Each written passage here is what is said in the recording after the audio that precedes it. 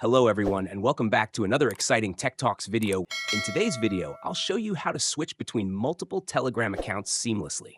If you've ever wanted to manage more than one account on Telegram without the hassle, this guide is for you. Let's jump right into it.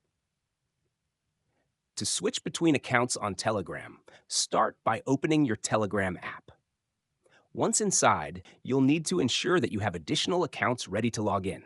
Here's how you can add them. First, navigate to your profile page by clicking the menu icon at the top left corner of the screen. You'll see your current phone number displayed there. To add a new account, tap on the drop-down arrow next to your phone number. From the options that appear, select Add Account. Once you've selected Add Account, enter the country code and the phone number for the new account you want to add. After entering the number, click Next and wait for the OTP, one-time password, to arrive on your other device. Enter the OTP into the app to verify the account. Once verified, the new account will be added, and you'll be able to see it listed under the drop-down menu. Telegram will sync your contacts automatically if the Sync Contacts option is enabled.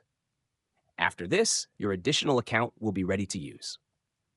Now, to switch between accounts, tap the menu icon again. Click on the drop-down arrow at the top where your current account is displayed. You'll see a list of all the accounts you've added. Select the one you'd like to switch to, and Telegram will seamlessly take you to that account.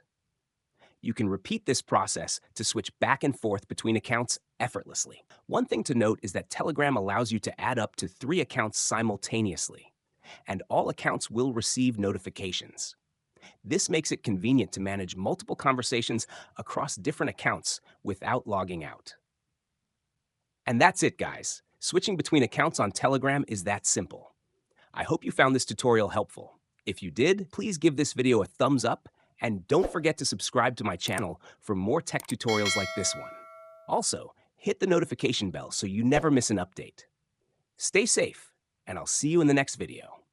Peace out.